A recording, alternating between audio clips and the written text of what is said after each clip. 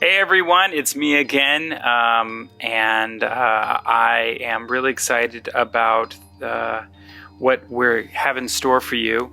Sorry again that Missy's not here. I know I keep apologizing, but I just want to profusely mention that we are working on our best to give you guys everything that you're looking for as close as we can. It's what it is, but just know that you guys on YouTube are watching this in full length, and anyone seeing this on Patreon will, of course, be probably already through all of this by now.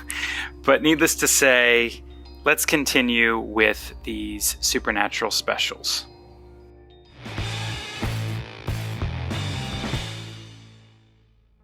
Next up, we are doing Roanoke, America's first urban legend. Let's do this.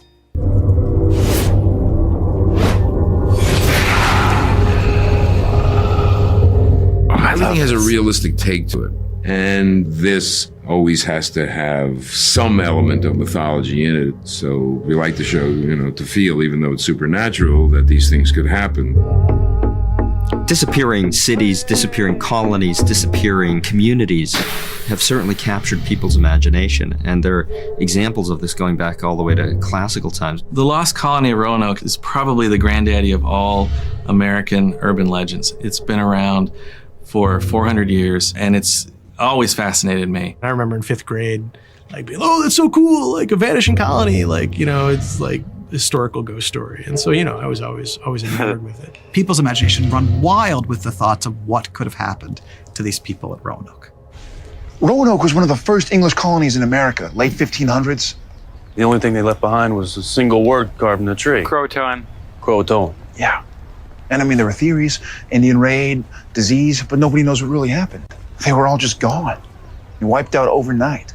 The first group of English to land at this place called Roanoke actually arrived in 1584. It was really an exploring party, and so this sets up really the famous colonization of Roanoke, which happens in 1587, when a large group of about, depending on the document, 119 or 121 people come over from England and go. Among them is this man, John White, who'd been there in 1585, who is now coming back, and he's going to be the governor of the colony. And they're going to create a city of Raleigh. Wow. Roanoke. He and this is really did his research. Basically. And they're going to live there. It's crazy. And they're going to stay there.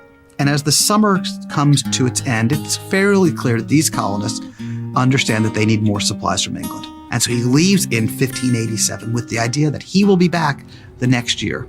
Well, here's where history intervenes. White goes back to England, and in 1588, tensions between England and Spain explode in an event that we now speak of as the Spanish Armada, the arrival of the greatest fleet in the world coming to England to invade England in 1588. Meanwhile, we can just imagine poor John White is in England knowing he's not going to be able to get a ship over there in 1588 because everybody's busy. I had so no he makes idea it back in 1590. And when the English come back to resupply Roanoke in 1590, they go to the city of Raleigh, they go to this little post, and there's no one there. There's no one. Not anywhere. They've all just vanished. That's It was a amazing. thriving colony. One moment, the next moment, everybody's gone. The only thing that they leave is a rather cryptic inscription on a tree that says Croatoan. But of course, nobody knows really when that inscription was made. That could have been made much earlier on. There's nothing that necessarily suggests that the last person leaving the colony inscribed that on the tree. But of course, narratives can make use of these little clues and put them together in such a way that you can make a convincing story, or at least a believable story. No one has ever figured out what happened to them. It's always been fascinating to me. I've heard many weird theories over the years, everything from America's first alien abduction to a tsunami to disease to, of course, the obvious was that they were wiped out by Native Americans. I think they either ran out of food and went to the Indian tribe for help, and something bad happened along the way, or there was an Indian raid and something bad happened to them, and then the survivors wrote Croatoan to tell them, that's what happened. I think that today people are interested in it because this is a genuine mystery. This is something about the past for which we have not found an answer, and in all likelihood, we'll never find an answer. Dude.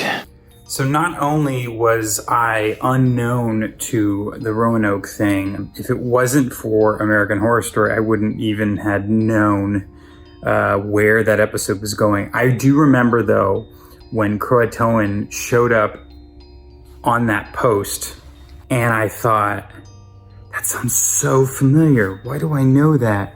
And then I remember Missy looking at me thinking like, come on, you know what that is. You know what that is. And she knows very well what that is. But yeah, I was kind of like clueless. And then the minute that they got to it, I was like, wait a minute, Croatoan, that was in American Horror Story. I was like, Roanoke? And she's like, yeah. It's a trippy story and village, I guess is what you want to call it.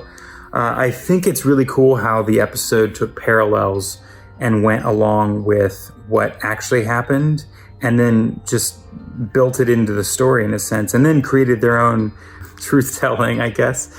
My theory is that it was a tribe, probably the Croatoan tribe, if that's such a thing. I don't know. I'm not trying to be racist here, but that's probably who wiped them out, or a man who went by the name Croatoan. I'm not sure. And his little group of murderers? I don't know. But needless to say, clearly it's very weird, the whole story behind it. It does remind me of another town, which for some reason I'm blanking, but there's this town in West Virginia near to the border of Ohio, which hopefully this show covers. I'm sure they will at some point.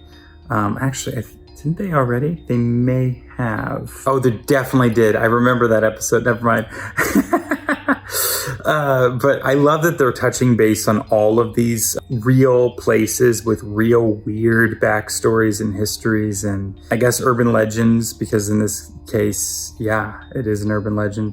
It's just really cool that they don't leave anything out, and holy crap, do they do their research. It's so impressive.